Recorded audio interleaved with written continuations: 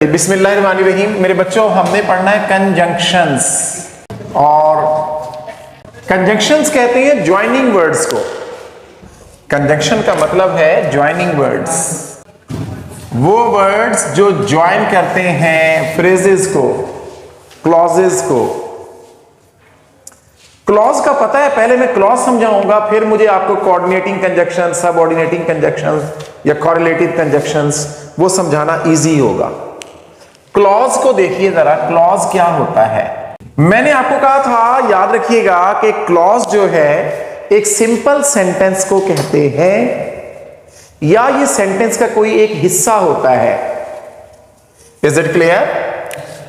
देखें, क्लॉज के लिए दो चीजें शर्त हैं, एक है सब्जेक्ट और दूसरा है प्रेडिकेट। अब ये प्रेडिकेट क्या चीज है, पहले इसको समझने की कोशिश करते हैं। देखिए, मैं एक जुमला लिखता हूं कि Aslam is a good boy. एक सादा जुमला है, इसे सिंपल सेंटेंस कहते हैं। मेरा बेटा, इसके अंदर असलम जो है ये है सब्जेक्ट, और ये जो इज अ गुड बॉय है, सब्जेक्ट के अलावा जुमले में बाकी जो कुछ भी होता है उसे हम कहते हैं predicate. Whatever is said about the subject is called predicate. Is a good boy किसके बारे में कहा गया? असलम के बारे में। तो ये सब कुछ कहा गया है ना, तो जो कुछ भी कहा गया है सब्जेक्ट के बारे में वो प्रेडिकेट होगा। और प्रेडिकेट के लिए सबसे जो जरूरी चीज है वो जिंदगी में याद रखिएगा, वो होती है वर्ब। प्रेडिकेट का सबसे इंपॉर्टेंट चीज जो है वो वर्ब है। अब ये तो मैंने एक बता दिया, इसको हम कहते हैं क्लॉज, क्योंकि ये क्लॉज की डिमांड पूरी कर रहा है। इसके अंदर सब्जेक्ट भी है और इसके अंदर प्रेडिकेट भी है। तो क्लॉज के लिए दो चीजें होना जरूरी हैं, number one subject and number two predicate. अब मेरे बच्चे, क्लॉज स्ट्रक्चर वाइज अगर हम देखें तो ये तीन तरह के हैं। ठीक है, क्लॉज कितनी तरह के हैं? तीन तरह के हैं। देखो, एक को हम कहते हैं बेटा प्रिंसिपल क्लॉज। इसी का दूसरा नाम है भाई इंडिपेंडेंट क्लॉज। इसमें आप देखिएगा, रुख ठीक है इसका, अच्छा, इसमें सेकंड जो है क्लॉज, उसको हम कहते हैं बेटा कोऑर्डिनेट क्लॉज। कोऑर्डिनेट क्लॉज का असल में होता क्या है, ये सेकंड इंडिपेंडेंट क्लॉज होता है एक जुमले में।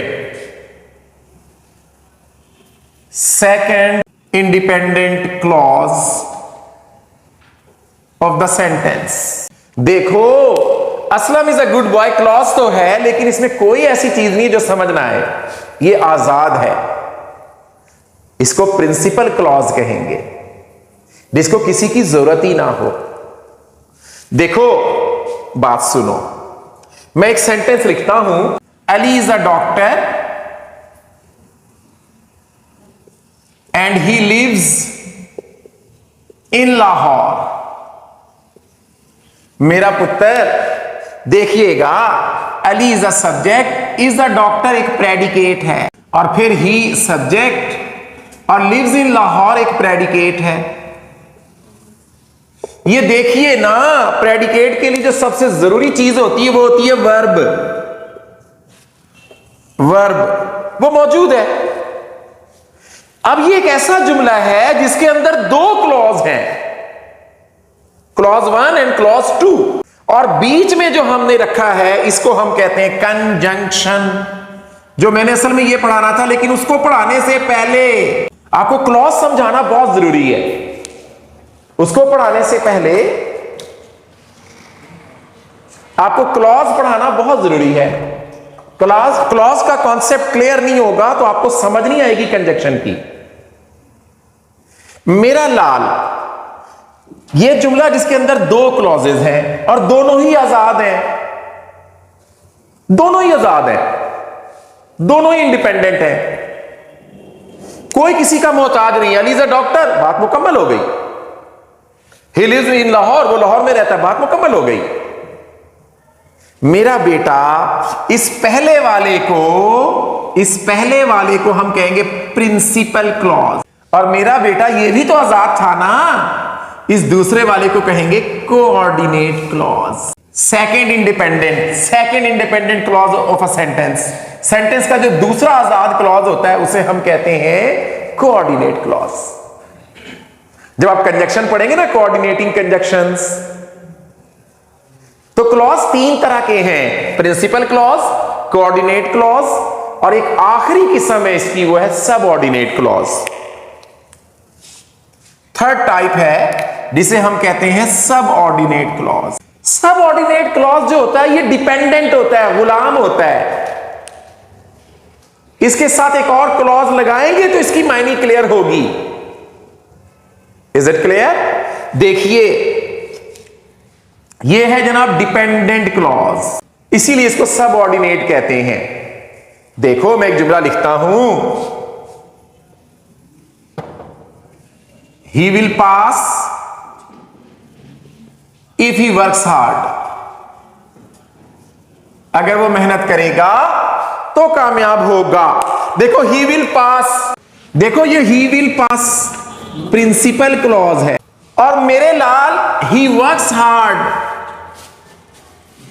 वो मेहनत करेगा, कंडीशनल सेंटेंस मैंने बना दी। मेरे बेटे जब मैंने कंडीशनल सेंटेंस बना दी, अगर वो मेहनत करेगा, कुछ तो लगाओ, क्या होगा अगर वो मेहनत करेगा? अगर वो मेहनत करेगा तो कामयाब होगा। इसका मतलब है वो कामयाब होगा, ये प्रिंसिपल हो गया। ये गुलाम है, जब तक इसका मीनिंग नहीं लगेगा साथ वो वाजे नहीं होगा। Is it clear? लिहाजा इफ ही वर्क्स हार्ड, इसको हम कहेंगे subordinate clause. Is it clear? मेरा बेटा जिंदगी में याद रखिएगा, क्लॉज एक छोटा जुमला हो सकता है, सादा, जैसे मैंने एक जुमला लिखा छोटा सा, Aslam is a good boy, और मैंने आपको समझा दिया क्लॉज के लिए दो चीजें जिंदगी में जरूरी होती हैं, एक सब्जेक्ट और दूसरा प्रेडिकेट। मैं कहता हूं असलम यहां पे काम करने वाला, ही इज अ सब्जेक्ट, और इज अ गुड बॉय ये जो कुछ भी कहा गया है प्रेडिकेट। और प्रेडिकेट में अगली बात मैंने बताई कि सबसे इंपॉर्टेंट चीज वर्ब है, तो जिसके पास ये चीज मौजूद होगी वो एक क्लॉज बन जाएगा। क्लॉज की मैंने कहा तीन किस्में, प्रिंसिपल क्लॉज, इसको इंडिपेंडेंट आजाद भी कहते हैं, दूसरा कोऑर्डिनेट क्लॉज, ये दूसरा आजाद क्लॉज जुमले में जो आएगा दूसरे नंबर पे। देखो ये भी आजाद था, ये भी आजाद था, लेकिन मैंने इसको कहा ये प्रिंसिपल क्लॉज है, अली द डॉक्टर, और ही लिव्स इन लाहौर, ये कोऑर्डिनेट क्लॉज कहलाएगा। सेकंड इंडिपेंडेंट, एक जुमले में एक से ज्यादा क्लॉजेस हो सकते हैं। सबऑर्डिनेट जो होता है वो डिपेंडेंट होता है, गुलाम होता है, इसको किसी दूसरे की जरूरत पड़ती है अपने मायने को वाजे करने के लिए। सर कोई ऐसा सेंटेंस जो क्लोज हो गया? अब मैं ऐसा हो ही नहीं सकता, ठीक है ना। क्लॉज के लिए तो शर्त है ना, होगा, लाजमी होगा। अगर ये दोनों शराइत पूरे नहीं होंगे तो वो, इसका मतलब क्लॉज नहीं होगा ना। सब्जेक्ट और प्रेडिकेट का होना जरूरी है। बात समझ आ गई? कहते ना आप मौजूद हो, yes yes it's a sentence, लेकिन उसको हम क्लॉज नहीं कह सकते। क्यों?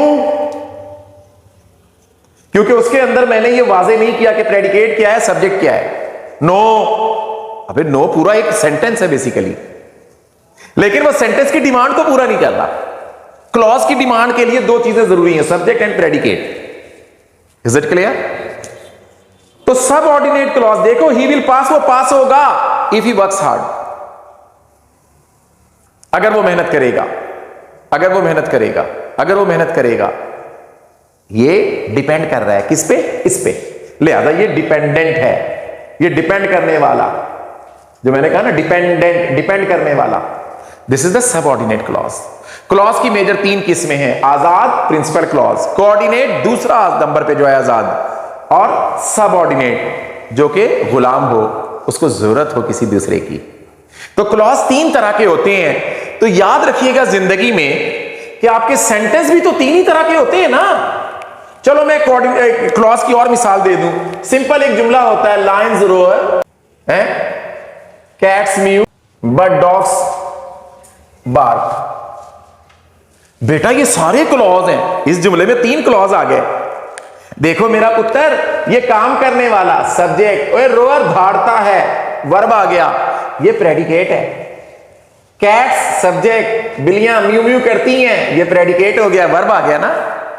मेरा बेटा डॉग्स सब्जेक्ट, काम करने वाला, बार्क भौंकना, इनका वर्ब आ गया ना, प्रेडिकेट। एक जुमले में एक से ज्यादा क्लॉज हो सकते हैं, clause number 1, clause number 2, clause number 3।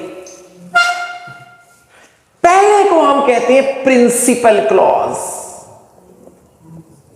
है तो सारी प्रिंसिपल, क्योंकि सब आजाद हैं, कोई किसी पे डिपेंड नहीं कर रहा, अपनी अपनी मायने क्लियर कर रहा है। और जो दूसरा आजाद होगा ना, सेकंड आजाद, इसको हम नाम दे देंगे एक नया, उसको हम कहेंगे coordinate clause. Is it clear? बाकी ये सारे वो चली जा रहे हैं, ये सारे प्रिंसिपल क्लॉज हैं। देखो मेरा बेटा, क्लॉज 3 तरह के होते हैं, प्रिंसिपल, कोऑर्डिनेट एंड सबऑर्डिनेट। मेरा पुत्र, जुमले भी तो 3 तरह के ही होते हैं ना, सिंपल सेंटेंस, सादा जुमला जिसमें सिर्फ एक क्लॉज हो, it's also simple sentence, it's also simple sentence, it's also simple sentence. Aslam is a boy, ठीक है, Alia is a girl, I like music, ये सारे छोटे छोटे जुमले हैं, सादा जुमले हैं जिसमें सिर्फ एक क्लॉज हो। एक क्लॉज वाले को कहते हैं सिंपल सेंटेंस, ठीक है, हैविंग 1 क्लॉज, इसमें सिर्फ एक क्लॉज हो, हैविंग 1 क्लॉज, ठीक है। देखो मेरा बेटा, कंपाउंड सेंटेंस भी तो होता है ना, सेंटेंस की 3 किस्में हैं, जिस तरह क्लास की 3 किस्में हैं ना, कंपाउंड सेंटेंसेस। कंपाउंड सेंटेंस के अंदर सारे क्लॉज आजाद होते हैं, ये कंपाउंड सेंटेंस है, ये कंपाउंड सेंटेंस था, ठीक है, क्योंकि इसके अंदर सारे आजाद होंगे। बात समझ आ गई? हैविंग मोर देन 1, एक से ज्यादा, हमें 10 क्लॉज हो जाए, एक से ज्यादा होना चाहिए। मोर देन 1 इंडिपेंडेंट क्लॉजेज, एक से ज्यादा इंडिपेंडेंट क्लॉजेज होंगे तो फिर जाके मेरा बेटा ये कंपाउंड सेंटेंस होगा। ये उसकी बेहतरीन मिसाल, ये उसकी बेहतरीन मिसाल, Ali is the doctor and he lives near my house या इन लाहौर। कॉम्प्लेक्स सेंटेंस, पेचीदा जुमले, लफ्जों से अगर देखें हम तो कॉम्प्लेक्स सेंटेंस भी, इसके अंदर कम से कम एक गुलाम होना चाहिए, सबऑर्डिनेट, एटलीस्ट 1 सबऑर्डिनेट क्लॉज अगर होगा तो वो कॉम्प्लेक्स सेंटेंस होगा। वो जो मैंने लिखा ना, if he works hard he will pass, या he will pass if he works hard, वो मैंने लिख दिया ना। Is it clear? वो असल में कॉम्प्लेक्स सेंटेंस की एक मिसाल है, क्योंकि कॉम्प्लेक्स सेंटेंस के अंदर at least 1 having at least 1 subordinate clause. तो कंजक्शन को समझने से पहले मुझे आपको क्लॉज का समझाना जरूरी था, क्योंकि आगे मैंने क्लॉज के ऊपर जब बातें करनी है ना कि कोऑर्डिनेटिंग कंजक्शंस, सबऑर्डिनेटिंग कंजक्शंस, आप कहेंगे नाम कहां से आया? अरे भैया, वो नाम आता है क्लॉज।